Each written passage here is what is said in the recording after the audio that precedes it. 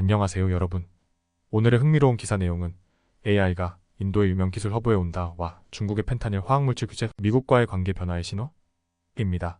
우선 좋아요 버튼을 누르고 채널 구독 및 알림 설정도 잊지 마세요. 여러분의 관심과 지지가 저희에게 큰 힘이 됩니다. 첫 소식은 세계의 기술 중심지 중 하나인 인도 방갈로르에서 벌어지고 있는 놀라운 변화를 소개해드리겠습니다. 바로 인공지능 AI의 도입이 이끄는 혁명입니다. 인도는 오랫동안 글로벌 기술 아웃소싱의 중심지로 알려져 왔습니다. 수많은 미국 기업들이 인도에 숙련된 인재들을 활용해 비용을 절감하고 효율성을 높여왔죠. 하지만 이제 상황이 바뀌고 있습니다. AI가 인도의 기술 아웃소싱 산업을 어떻게 변화시키고 있는지 살펴보겠습니다. 최근 월스트리트 저널에 따르면 인도의 대형 아웃소싱 회사들은 이미 AI를 적극적으로 도입하고 있으며 이로 인해 기존의 일자리 구조가 크게 변화하고 있다고 합니다. 예를 들어 고객 서비스 센터에서 단순히 고객의 문의를 처리하는 일들은 AI 챗봇이 빠르게 대체하고 있습니다. 이는 수많은 콜센터 직원들이 일자리를 잃을 수 있다는 우려를 불러일으키고 있습니다. WNS의 CEO인 캐샤브 무르게시는 이렇게 말했습니다. AI는 단순한 컨택센터 서비스를 빠르게 대체할 것입니다. 매우 간단한 이치입니다. 이 말은 인도의 수많은 저숙련 노동자들이 일자리를 잃을 가능성이 크다는 것을 의미합니다. 여기서 주목할 점은 인도 아웃소싱 산업의 크기입니다. 이 산업은 약 2,500억 달러 규모이며 540만 명의 인력을 고용하고 있습니다. 이 숫자는 인도 경제에서 차지하는 비중이 약 8%에 달합니다. 하지만 이제 AI의 도입으로 인해 이러한 일자리들이 크게 줄어들 가능성이 커지고 있습니다. NASSCOM에 따르면 단순히 AI로 인해 콜센터 일자리의 3분의 1이 사라질 수 있다고 합니다. 과거에는 100만 달러의 수익을 창출하기 위해 27명의 직원이 필요했지만 이제는 21명으로 줄었습니다. AI 도입이 가속화되면서 이러한 수치는 더욱 줄어들 것으로 보입니다. 하지만 모든 것이 부정적인 것만은 아닙니다. 인도 기술 기업들은 AI를 통해 새로운 비즈니스 기회를 창출하고자 합니다.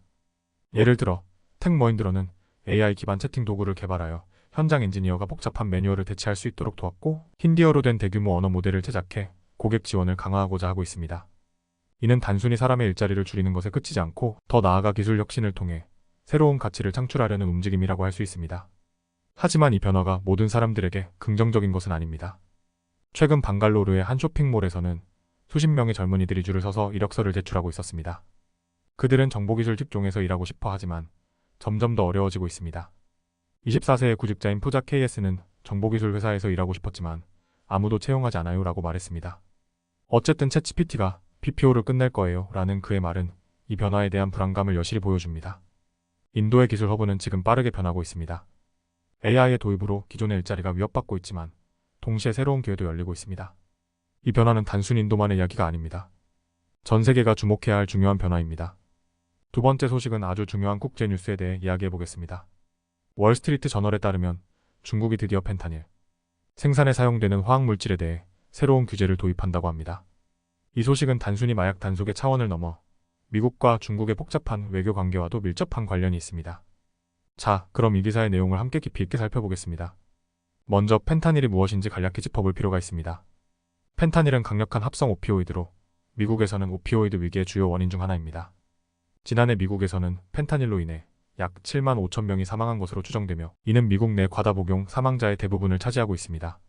미국 정부는 오랫동안 중국을 향해 펜타닐 생산에 사용되는 화학물질에 대한 규제를 강화할 것을 촉구해왔습니다.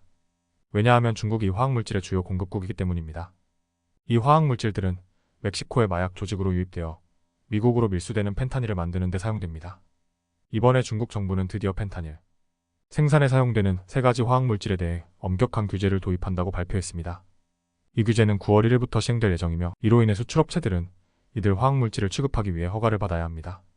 이 조치는 유엔 마약위원회가 2022년에 이들 화학물질을 블랙리스트에 올린 이후 나온 것입니다. 하지만 이 조치가 왜 지금 발표되었는지 궁금하지 않으신가요? 이는 단순한 규제 이상의 의미를 가지고 있습니다. 이번 조치는 미국과 중국 간의 외교적 긴장 완화를 위한 신호로 해석될 수 있습니다. 특히 오는 11월 미국 대선을 앞두고 중국이 미국과의 관계를 원활히 유지하려는 의도가 엿보입니다. 바이든 대통령과 시진핑 주석이 캘리포니아에서 정상회담을 가진 후 미국은 중국의 펜타닐 문제에 대해 더 강력한 협력을 요구해왔습니다. 중국은 그동안 이 문제에 대해 소극적인 태도를 보여왔지만 이번 규제 도입은 중국이 미국과의 협력을 강화하려는 의지를 보여주는 것으로 해석될 수 있습니다. 하지만 이러한 규제 조치가 과연 펜타닐 문제를 해결하는 데 얼마나 효과적일지는 의문입니다. 전문가들은 펜타닐 밀매 네트워크와 중국의 화학자들이 매우 유연하고 빠르게 적응하고 있다고 경고합니다.